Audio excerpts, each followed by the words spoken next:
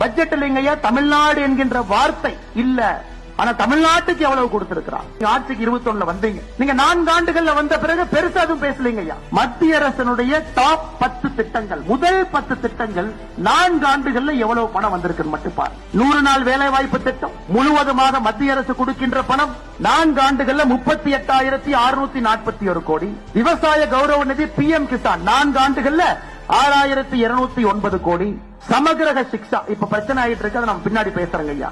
5,880 கோடி. குழந்தைகளுடைய ஊட்டச்சத்தை உறுதி செய்யக்கூடிய திட்டம் போஷன் அபியான் 2,796 கோடி. சுகாதாரத்தை மேம்படுத்த உட்கமைப்பு நிதி 5,753 கோடி. முதியோர் பென்ஷன் முழுவதும் மத்திய அரசு கொடுக்கிறாங்க ஐயா, 2,480 கோடி. வீடு வீட்டு குடிநீர் ஜல்ஜீவன் திட்டம் 5,899 கோடி. கிராமப்புற மோடி வீடு 3,087 கோடி. இந்த முதல் 10 திட்டத்தை மட்டும் நீங்க கூட்டி கழிச்சு பாருங்க. இன்னைக்கு தமிழ்நாட்டில் தேசிய நெடுஞ்சாலைகள் திட்டத்தில் மட்டும் நடந்து கொண்டிருக்கக்கூடிய பணி 46,617 கோடி. டிஃபெண்டர்ல ஜொயிங்னு போறீங்களே, யார் ரோடு போடுறோம்? துரைமுருகன் அண்ணன் பொன்முடி அண்ணன் போட்டி போட்டு பின்னாடி சீட்ல உட்கார வச்சுட்டு ஜொயிங்னு போறீங்களே, அந்த ரோடு யாரு போடுறாங்க? மாநில அரசுக்கு நேரடியா வரக்கூடிய நிதி மட்டும்தான் கணக்கு. அத நம்ம ஆங்கிலத்தில் என்ன சொல்றாங்க ஐயா, டெவல்யூஷன் கிராண்ட்.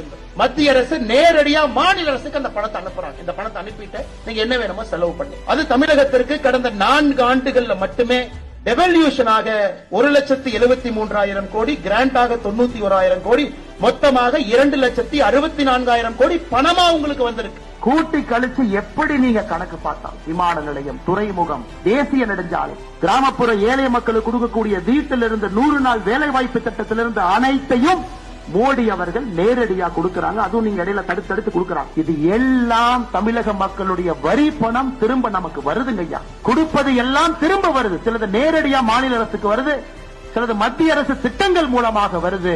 ஆனா வருது.